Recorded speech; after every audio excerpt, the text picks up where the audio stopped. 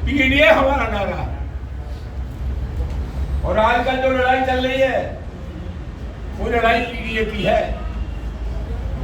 कुछ लोग सामंती डेमोक्रेसी के लोग हैं। अभी परसों एक बैठक हुई तो तलवार हथियार थोड़ा मैंने पढ़ा है, खाएंगे भी दो तलवार। छतरी का धर्म तो गरीब की इमदाद करना है, मदद करना है।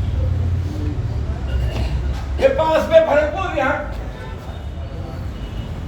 भरतपुर के राजा सूरजमल की तलवार ने अंग्रेज का सर काटा, किसी गरीब का सर नहीं काटा। हमने तो 3 सेनाएं पड़ी थी, वायु सेना, थल सेना और जल सेना। अब एक नई सेना पैदा हो गई है। हमारी हाथ जोड़ के प्रार्थना है, चीन ने हमारी जमीन पर कब्जा कर लिया। अरुणाचल प्रदेश को चीन अपने हिस्से में दिखाता है। ये जो रणबांकुर है करनी सेना के, हिंदुस्तान की सड़क पर चले जाओ, चीन से हमको बचाओ, वरना तुमसे ज्यादा नकली दुनिया में कोई हो नहीं सकता।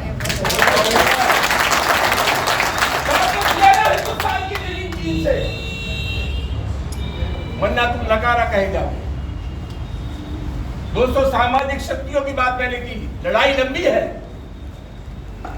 और ये लड़ाई कोई हमारी लड़ाई नहीं है, ये लड़ाई उन लोगों से है। मुख्यमंत्री न रहने के बाद जिन लोगों ने गंगा जल से अखिलेश यादव जी का मकान धुलवाया, ये लड़ाई उनकी।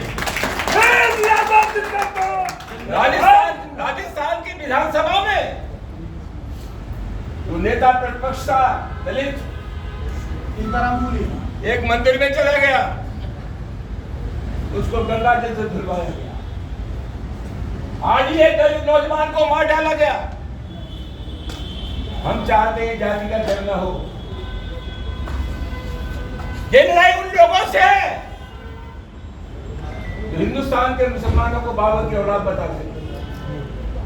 हम कहना चाहते हैं, जब जब इस देश की इज्जत दांव पर लगी है,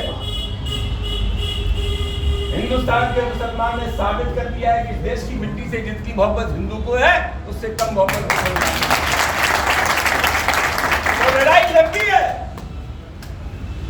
इसलिए तो हमने कह दिया कि हिंदुस्तान के मुसलमान ने तो कभी बाबर को अपना आदर्श नहीं माना, तो मोहम्मद साहब को अपना आदर्श मानते, दूसरे संतों को मानते। तो हमें पूछ लिया कि जब तुम बाबर को कहोगे कि ये मुसलमान बाबर का डीएनए है, तो तुमने किसका डीएनए बता?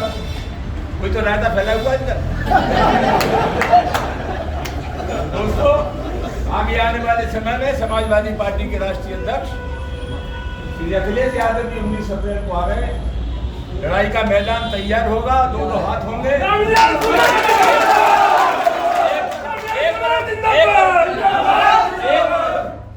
10% लोग हैं और दूसरी तरफ सामाजिक न्याय की 90% शक्तियां हैं।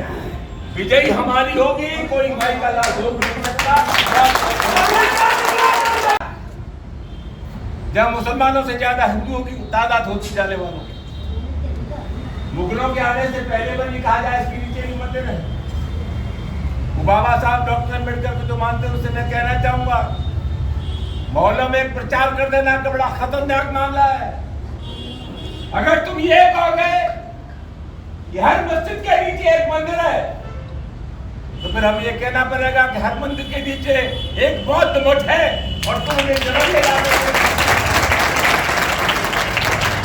बड़े मुर्दे मत उखाड़ो, करते बड़े उखाड़ोगे तो भारी पड़ जाएगा। अभी बौद्ध गया में आंदोलन चल रहा है, काय बात का आंदोलन चल रहा है। वक्फ का कानून हमारे देश में आया और कहा गया 3 हिंदुओं के नुमाइंदे भी इस वक्फ में रहेंगे। जैन धर्म है, सनातन धर्म है। अगर कोई ट्रस्ट बनता है किसी मजहब का, धर्म का, तो उसी मजहब के लोग उसमें रहते हैं। वक्फ में 3 सनातनी रहेंगे, क्यों रहेंगे? वक्फ तो इस्लाम को मानने वालों का है। बौद्ध गया में क्या आंदोलन चल रहा है?